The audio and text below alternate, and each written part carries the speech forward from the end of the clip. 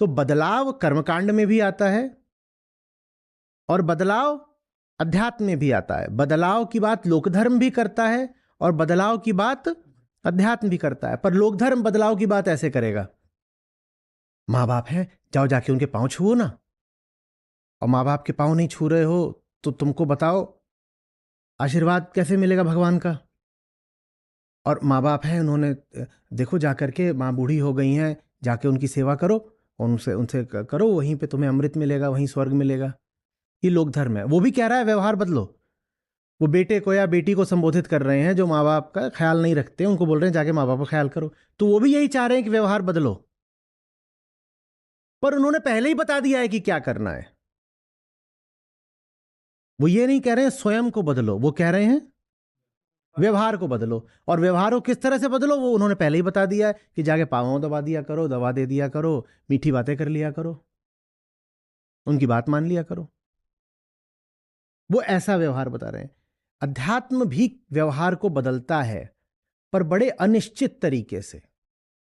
वो कहता है ये तुम्हारे साथ दो लोग रहते हैं ना, क्या तुम इनको समझना नहीं चाहोगे?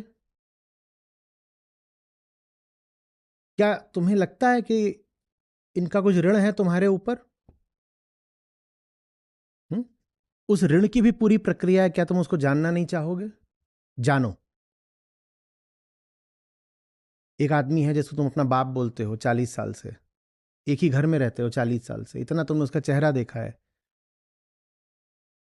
जब उसके साथ इतना रह ही रहे हो तो फिर उसको थोड़ा जान भी लेते हैं। अध्यात्म बस इतना बोलेगा, जान लो।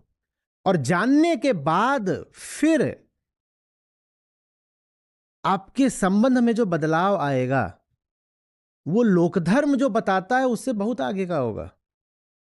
लोकधर्म बस ये बताता है कि फलानी फलानी चीजें हैं, वो कर डालो। और अध्यात्म कहता है वो वादे भी निभा दो जो कभी किए ही नहीं, जिनका कुछ पता ही नहीं, जो कभी तुम्हें किसी ने बताए ही नहीं कि ये काम भी करने चाहिए, फिर तुम वो काम भी कर डालते हो। लोकधर्म ड्यूटी सिखाता है और अध्यात्म में आप कहते हो ड्यूटी बहुत छोटी चीज है, I will go far beyond duty.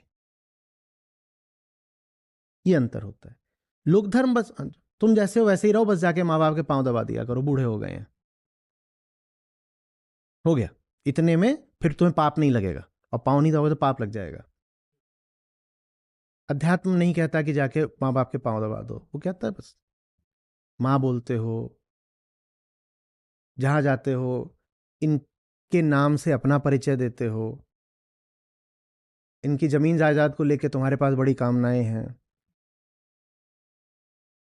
50 तरीके का इनसे तुम्हारा व्यवहार है, रुपया पैसा भी लेते रहते हो, कभी कुछ कभी कुछ। क्या तुम जानना नहीं चाहते ये लोग कौन हैं? अध्यात्म कहता है समझो।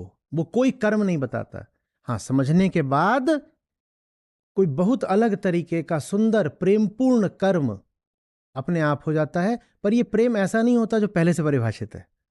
लोकधर्म प्रेम को भी पहले से परिभाषा देके रखता है। माने आप बैठे हो, मैं आके आपको ऐसे पानी दे दूं तो ये प्रेम है। अध्यात्म कहता है जिसको परिभाषित कर दिया वो प्रेम नहीं। वहां फिर जो आपका रिश्ता बनेगा माँ बाप से ही सही, अगर हम उनका उदाहरण ले रहे हैं, तो फिर अलग तरह का बनेगा,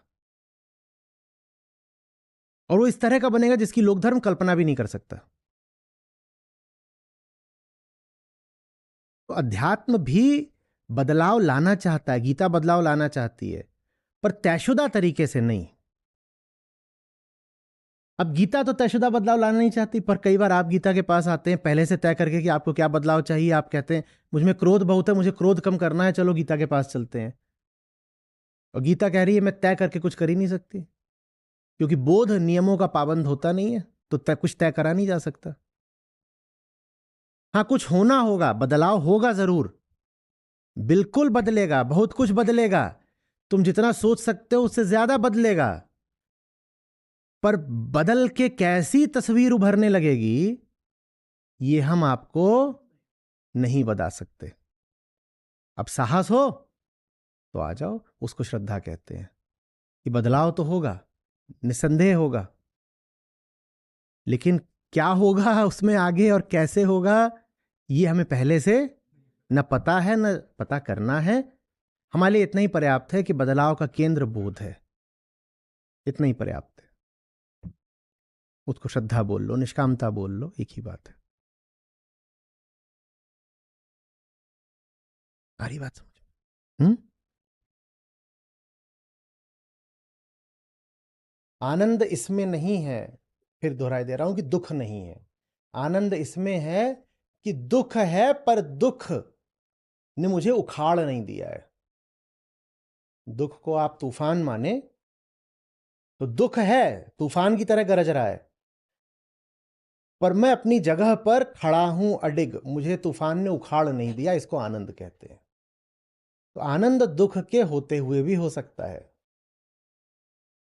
आनंद दुख के होते हुए भी हो सकता है। और सच पूछो तो जब दुख गहरा हो तभी तो पता चलता है ना कि आनंद है या फर्जी चीज है कोई। जिस आनंद को दुख उखाड़ दे वो आनंद है क्या? तो ऐसे ही कुछ हल्की फुल्की।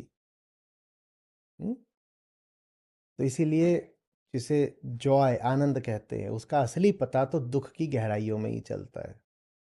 दुख की भी और सुख की भी, हमें दोनों उखाड़ देते हैं। जब बहुत दुख आता है आप तब भी बेहोश हो जाते हैं।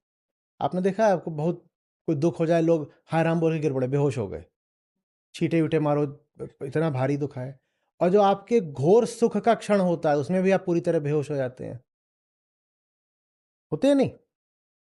जब एकदम जो चरम सुख का क्षण होता है उसमें एकदम होश गायब हो जाता है, और नहीं गायब होता तो कहते हैं यार अभी ड्रिंक्स बनाओ।